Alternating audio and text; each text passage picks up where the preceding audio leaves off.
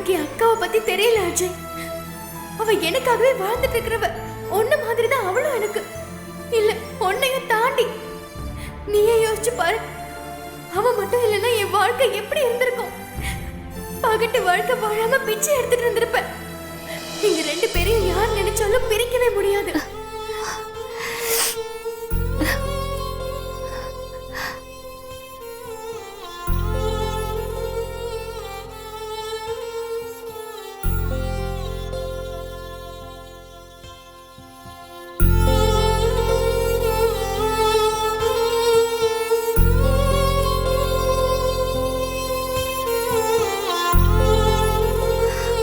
அம்மா, என் தங்கச்சி என் மேல எவ்வளவு பாசமா இருக்கான்னு பாத்தீங்களாமா? எனக்கு ரொம்ப பெருமையா இருக்குமா. அவ வாழ்க்கைய பத்தி கொஞ்சம் கூட யோசிக்காம எனக்காக எல்லாரையும் தூக்கி எறிய தயாரா இருக்காமா.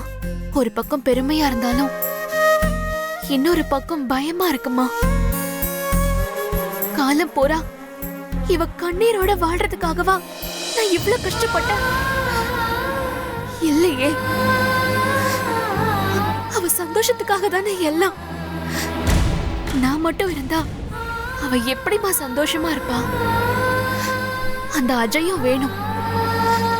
அவளுக்கு இதை எப்படி சொல்லி புரிய வைப்பேனே தெரியலம்மா.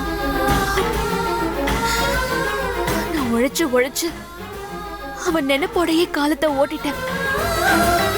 ஆனா அவளுக்கு ஒரு நல்ல வாழ்க்கை வேணும், நல்ல குடும்பம் வேணும். அவளை எப்படியாவது இந்த வீட்டை விட்டும் என்ன விட்டும் போக வச்சிருமா. எனக்காக இருக்கிற எல்லா சந்தோஷத்தையும் அவளுக்கே கொடுத்துருங்கம்மா.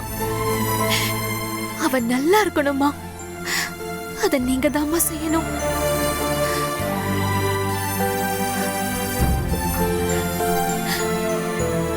அக்கா, என்னக்கா சொல்ற?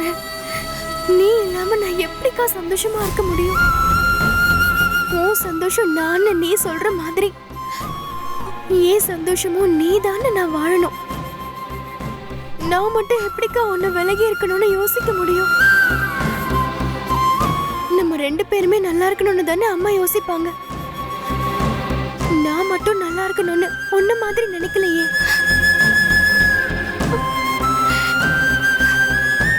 உனக்கு ஒரு விஷயம் ஞாபகம் இருக்காக்கா? நம்ம சின்ன பிள்ளைல அம்மா இறந்தப்போ நம்ம ரெண்டு பேரையுமே பக்கத்து வீட்டு கோகிலாக்கா வீட்டு வேலை பார்க்க ஒரு பணக்கார வீட்டுல சேர்த்து விட்டாங்க. உனக்கு அங்க போற வரைக்கும் நம்மள வீட்டு வேலை பார்க்க தான் கூட்டிட்டு போறாங்கன்னு தெரியாது. அங்க என் கையில பாத்திரத்தை கொடுத்தப்போ உனக்கு வந்துச்சு பாரு கோவம். கோகிலாக்காவை நீ அப்படி திட்டுன. திருப்பி கோகிலாக்கா கேட்டாங்க, சாப்பாட்டுக்கு நீ என்னடி பண்ணுவ? உன் நல்லதுக்கு தானடி சொல்ற. மானும் மரியாதையெல்லாம் பார்க்காம வேலைய பாருன்னு சொன்னதுக்கு எங்க அம்மா ஒரு பொண்ணை கலெக்டராவும் இன்னொரு பொண்ணை டாக்டராவும் ஆக்கணும்னு கனவு கண்டாங்க. நான் எதுவுமே ஆகலனாலும் பரவாயில்ல, என் தங்கச்சி நல்லா படிக்கணும், அவ கையில புஸ்தகம் இருக்கலாம், ஆனா விளக்குற பாத்திரம் இருக்க கூடாதுன்னு அந்த பாத்திரத்தை நீ வாங்கிக்கிட்டு நீ வீட்டு வேலை பார்க்க ஆரம்பிச்சியே.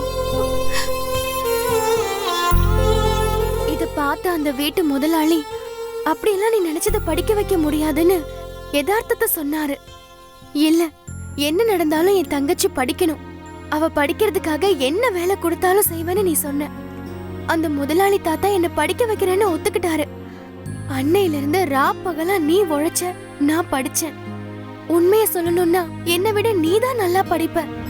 நீ நினைச்சிருந்தா என்ன வேலைக்கு அனுப்பிட்டு நீ படிச்சிருக்கலாம். ஆனா நீ அப்படி செய்யலையேக்கா. நான் அம்மா நினைச்ச மாதிரி வரணும்னு நினைச்சேன். நீ எனக்கு அம்மாவாவே மாறின. எனக்காக உன்னோட சின்ன சின்ன சந்தோஷங்கள் எல்லாத்தையுமே தியாகம் பண்ண. உன் மனசுல இருக்கிறது தங்கச்சி, அவ படிப்பு, இது மட்டும்தான். இப்படி எனக்காக வாழ்ந்த ஒண்ணுனா எப்படிக்கா விட்டுட்டு போறது?